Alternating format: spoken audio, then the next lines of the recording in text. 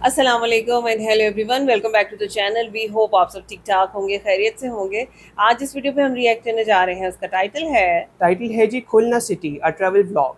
अच्छा, और खुलना इस तरह का शहर है जिसको हमने लीस्ट एक्सप्लोर किया है और हम बहुत कुछ जानना चाहते हैं। जो विजुअल्स हमें देखने को मिलते हैं वो बहुत खूबसूरत, बड़े कमाल के होते हैं। तो मज़ा आएगा। आज की वीडियो देखते हैं, समझते हैं, उसके बाद करते हैं आपसे गपशप। चलने से पहले वीडियो को स्टार्ट करें, चैनल पे नए तो प्लीज सब्सक्राइब कर लें और बेल आइकन प्रेस करना बिल्कुल मत भूलिएगा। तो चलिए चलते हैं अपनी वीडियो की तरफ और हम हैं आपके रिएक्टिंग नेबर्स।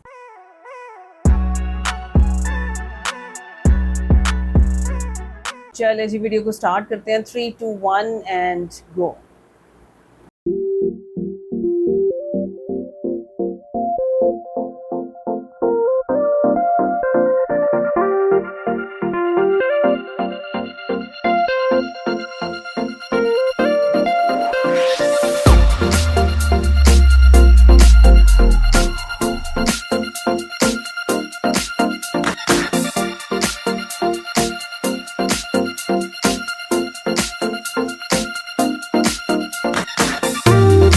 আমি জুবায়ের তালুকদার। তো একটু আগে আপনারা যে ভিডিওগুলো দেখলেন সেগুলো হচ্ছে খুলনা শহরের কিছু গ্লিম্পস। আমি কয়েকদিন আগে কিন্তু খুলনা শহর থেকে ঘুরে এসেছি এবং আজকের ভিডিওটা হচ্ছে খুলনারই একটি ট্রাভেল ব্লগ।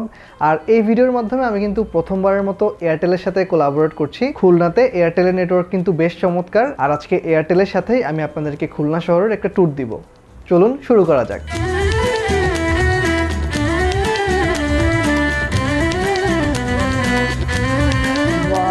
আমরা ঢাকা থেকে বাসে করে যাব আর আমার সাথে আছে রেজা। আমরা green line bus service use করছি। যেহেতু পদ্মা সেতু হওয়ার পর প্রথমবারের মতো যাচ্ছি, তাই ডাবল ডেকারের উপরের তলায় একদম সামনের সিটটা নিয়ে নিলাম। ঢাকা থেকে খুলনা যাওয়ার রাস্তাটা খুবই চমৎকার, একদম সিল্কি স্মুথ রোড। চড়তে যেমন মজা, দেখতেও তেমন সুন্দর।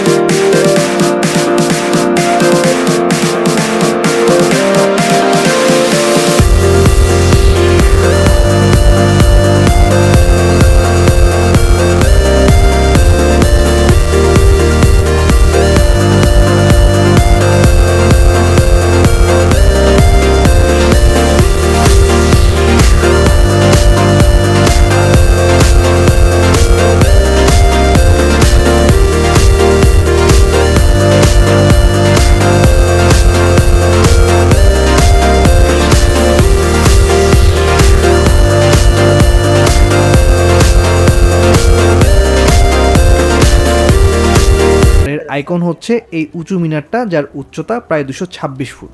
অনেক দূর থেকেও কিন্তু এই মিনারটা দেখা যায়। আর এই মসজিদটার আর্কিটেকচারটা দেখার মতো, খুব সুনিপুণ হাতে বানানো হয়েছে এই মসজিদটা। আপনারা এখানে দুপুরের পর আসতে পারেন, মানুষ কম থাকে, তাই ওই সময়টাতে বেশ ভালো লাগবে। খুলনাতে আমার দেখা সবচেয়ে আকর্ষণীয় জায়গাগুলোর মধ্যে একটি ছিল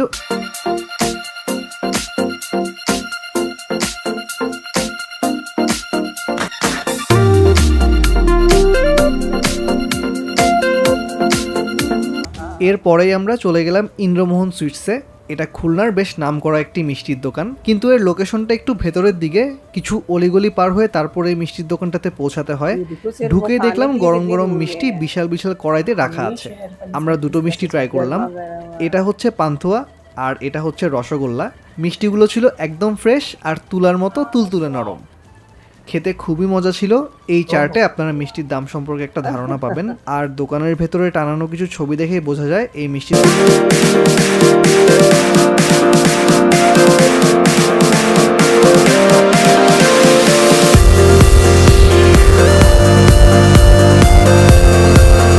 খুলনার আইকন হিসাবে যে জায়গাটা সবার কাছে পরিচিত সেটি হচ্ছে খান জাহান আলী ব্রিজ। রূপসা নদীর উপর অবস্থিত বলে এটাকে কিন্তু অনেকে রূপসা ব্রিজও বলে। আপনি ঢাকা থেকে আসলে খুলনা সিটিতে যাওয়ার জন্য এই ব্রিজটা আপনাকে ক্রস করতেই হবে। আমরা এখন যাচ্ছি রূপসা ব্রিজ দেখতে।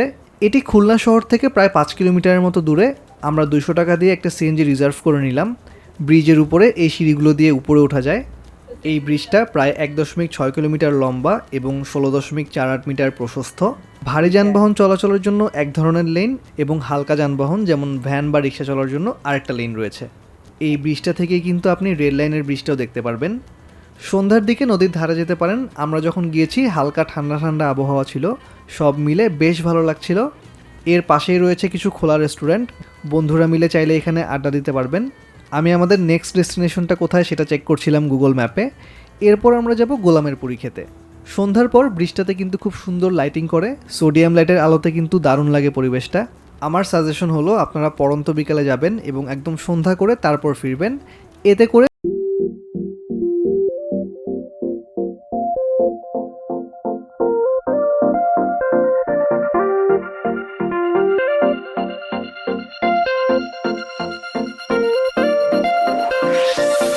খুলনার স্ট্রিট ফুড। প্রথমেই চলে গেলাম খুলনা রেল স্টেশনের কাছে গোলামের পুরি খেতে। ছোট্ট এই দোকানটাই কিন্তু গোলামের পুরীর দোকান। ছোট ছোট মিনি সাইজের পুরি পাওয়া যায় এখানে, 2 টাকা করে পার পিস, সাথে মরিচ আর সালাদ দিয়ে দেয়। খেতে একদম অসাধারণ। আর এই গোলামের পুরি কিন্তু খুলনার বেশ বিখ্যাত। পুরি ট্রাই করেই চলে গেলাম খুলনা নিউ মার্কেট এরিয়াতে। এখানে অনেকগুলো স্ট্রিট ফুডের কার্ট একসাথে হয়ে একটা জায়গাতে বসে, অনেক ধরনের স্ট্রিট ফুড পাবেন। আমি ট্রাই করেছিলাম ডিম ঘাটানি নামে এই আইটেমটা, দাম 20 টাকা নিয়েছিল, আর খেতে কিন্তু বেশ ভালোই, স্পাইসি অমলেট টাইপের একটা ফ্লেভার। এরপর রাতে ডিনার করতে চলে আসলাম 0 পয়েন্টে আব্বাস হোটেলে। খুলনার বিখ্যাত চুই ঝাল খাবো। প্রথমেই ভাত আর সালাদ দিয়ে গেল, এরপর বিশাল একটা বোলে চুই ঝাল মাংস নিয়ে আসলো। আমরা নিচ্ছি বিফ চুই ঝাল, দাম 140 টাকা করে, বড় একটা পিস দিবে। আর খাসির চুই ঝাল খুব সম্ভব 160 টাকা করে। এই যে এটা হচ্ছে চুই ঝাল, আর এতে অনেক রসুন দেওয়া থাকে, টেস্টটা বেশ ডিফারেন্ট।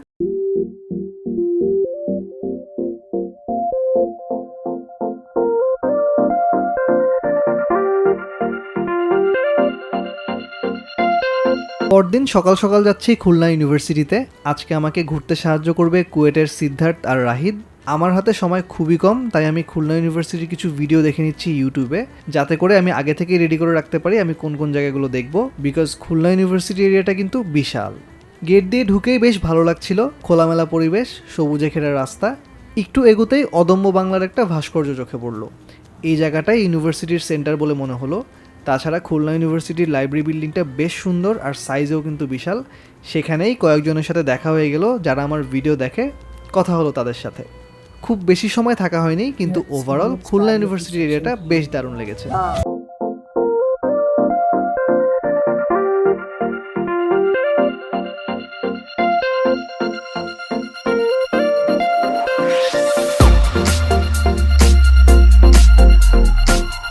তার স্ত্রী মৃণালিনী দেবীর পৈতৃক বাড়ি। এটি খুলনা সিটি থেকে 19 কিলোমিটার দূরে অবস্থিত। আমরা একটা সিএনজি রিজার্ভ করে নিলাম, ভাড়া নিয়েছিল 250 টাকা। বাড়ির কম্পাউন্ডে ঢুকতে 10 টাকার একটা টিকিট কাটতে হবে। জায়গাটা বেশ ছিমছাম আর পরিষ্কার ছিল। বাড়িটাও দেখে বেশ ভালো লাগে, একটা পুরনো আবহ আছে। বাড়িতে ঢুকতেই দুপাশে দুটো ভাস্কর্য চোখে পড়বে। একটা হচ্ছে বিশ্বকবি রবীন্দ্রনাথ ঠাকুরের, অপরটি তার স্ত্রী মৃণালিনী দেবীর। বাড়িটির ভিতরে রবীন্দ্রনাথ ঠাকুরের বেশ কিছু ছবি রয়েছে। এছাড়াও সে সময়কালে বাড়িটির বিভিন্ন অংশের ছবিও কিন্তু তারা রেখেছে। সিঁড়ি দিয়ে দোতলায় ওঠা যায় এবং উপরের বারান্দা থেকে বেশ সুন্দর একটা ভিউ দেখা যায়। বাড়ির বাইরে সুন্দর করে বাগানের মতো করে দেওয়া আছে। ফ্যামিলি নিয়ে এদিকটাতে আসলে সুন্দর সময় কেটে যাবে। আমি আমার ইউনিভার্সিটির ফ্রেন্ড এনায়েতের সাথে কথা বলছি। আপনারা ডেফিনেটলি এনায়েতকে অনেকেই চিনেন। কোইন্সিডেন্টালি এনায়েতেরও আজকে খুলনার কুয়েটে একটা প্রোগ্রাম আছে, সো ওর সাথেই ফোনে কথা বলে দেখা করার জন্য একটা প্লেস ঠিক করছিলাম। এখন আমি সেখানেই যাচ্ছি। আমরা কিন্তু শহর থেকে এখন মোটামুটি 19 থেকে 20 কিলোমিটার দূরে আছি, একটা গ্রামের মতো জায়গাতে, কিন্তু আমি এখানেও 4G নেটওয়ার্ক দেখতে পাচ্ছি। সো খুলনাতে এসে অ্যাটলিস্ট এয়ারটেলের নেটওয়ার্ক নিয়ে আপনি নিশ্চিন্ত থাকতে পারেন।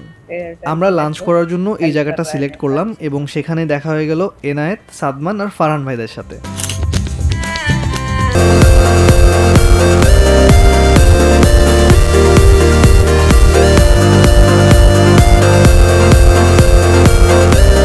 ডেস্টিনেশন হচ্ছে খুলনা প্রকৌশল এবং প্রযুক্তি বিশ্ববিদ্যালয় কুয়েট। কুয়েট আমার জন্য একটু স্পেশাল, কারণ আমি কিন্তু প্রথমে কুয়েটে ভর্তি হয়েছিলাম বায়োমেডিক্যাল ইঞ্জিনিয়ারিংয়ে, কিন্তু পরে বুয়েট থেকে কল আসার কারণে বুয়েটে চলে আসি। আদারওয়াইজ হয়তো কুয়েটেই পড়া হতো। কুয়েটের ক্যাম্পাসটা কিন্তু বিশাল, ঢুকে চোখে পড়বে মাঠের মধ্যে উঁচু একটা জায়গাতে কুয়েট লেখাটা। এটাকে স্টুডেন্টরা কুয়েট উড বলে, যেমনটি আছে হলিউডে। তারপর রাস্তা ধরে এগুলোই চোখে পড়বে এই শহীদ মিনারটা, পাশেই বিশাল মাঠে স্টুডেন্টরা খেলছে। আর এটা হচ্ছে কুয়েট অডিটোরিয়াম, আর এগুলো একাডেমিক বিল্ডিং। দুর্বার বাংলার একটা সুন্দর ভাস্কর্য চোখে পড়লো। তারপরেই দেখতে চলে গেলাম নতুন করে বানানো কুয়েট আইটি পার্ক। খুব সুন্দর একটা স্ট্রাকচারে বানানো ভবনটি, আমার বেশ ভালো লেগেছে। হাতে সময় কম থাকার কারণে কুয়েট পুরোটা ঘুরতে পারিনি, কিন্তু যতটুকুই দেখা হয়েছে তাতেই কিন্তু আমার অনেক ভালো লেগেছে। আর সন্ধ্যার দিকে এনায়েতদের প্রোগ্রাম অর্থাৎ ট্রাইনোমিয়াল পডকাস্টের 10 মিনিট দেখতে পারলাম। তারপর বিদায় নিয়ে ডিরেক্ট বাস কাউন্টারে এসে উঠে পড়লাম ঢাকার বাসে। তো এটাই ছিল আমার আজকের ভিডিও। আমি আশা করি খুলনা শহরের ট্রাভেল সম্পর্কে আপনারা একটা ভালো ধারণা পেয়েছেন। আর আমার ভিডিও যদি